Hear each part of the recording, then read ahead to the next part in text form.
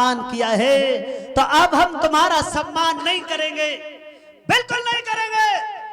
आगे बढ़े, आश्रम के पीछे गए तो क्या देखा है कि एक मृत समान सर्प पड़ा है और धनुष से उसी सर्प को उठा लिया। देर नहीं लगाई, फिर धनुष के बल से सर्प को लीनो झपटी उठाई।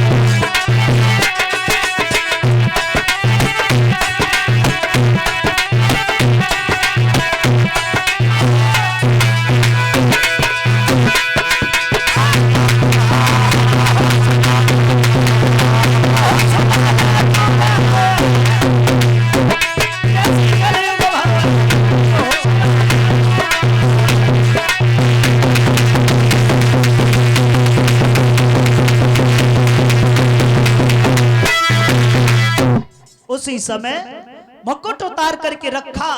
थोड़ी देर में विचार करने लगे, भाई हमसे तो बहुत बड़ी भूल बनी गई, जो एक महात्मा का अपमान करके आए हैं और ये हमसे हो कैसे गया।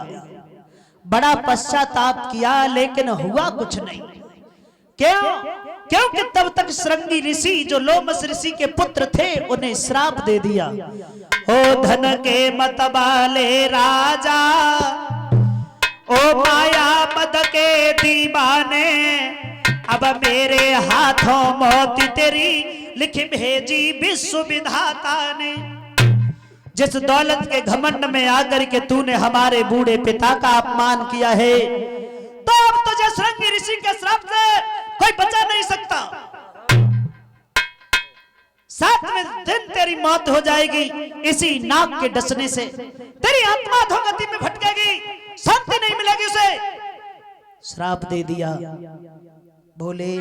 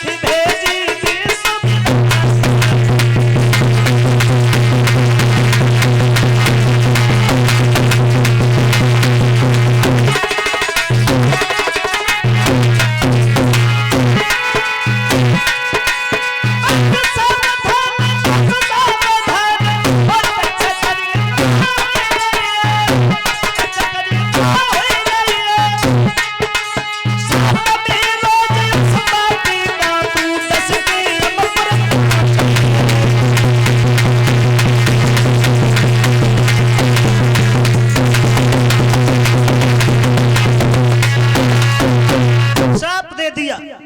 7वें रोज यही नाग डस लेगा, जिससे तेरी मौत हो जाएगी, आत्मा अधोगति में भटकेगी, तेरी आत्मा को शांति नहीं मिलेगी। थोड़ी देर में लोमस ऋषि के नेत्र खुले हैं तो जवाब दिया, बेटा क्या हो गया, काहे को चिल्ला रहे हो?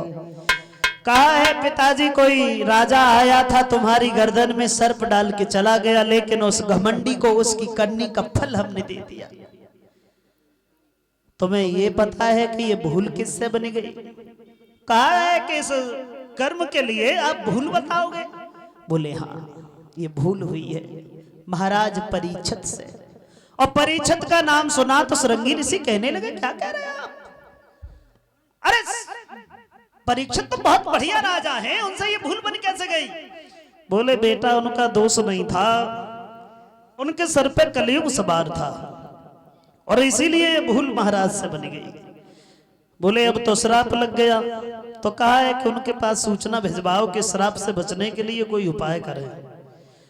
और उसी समय श्रृंगी ऋषि ने अपने शिष्य कुरमुख को भेजा है, सारी कहानी बताई तो बड़ा पश्चाताप किया, लेकिन उन पश्चाताप से हुआ कुछ नहीं।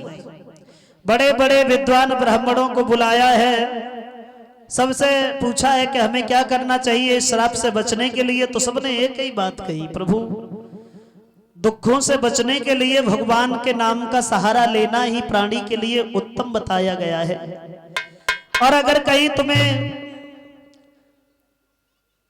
व्यास के पुत्र सुखदेव मिल जाएं, उनके पास में चले जाओ, फिर वो तुम्हें कोई न कोई उपाय जरूर बता देंगे इस श्राप से बचने के लिए। तो महाराज परीक्षित सब कुछ छोड़ करके, बहुत दौलत से भरे भंडार, स्त्री का प्यार, राज दरबार सब छोड़ दिया।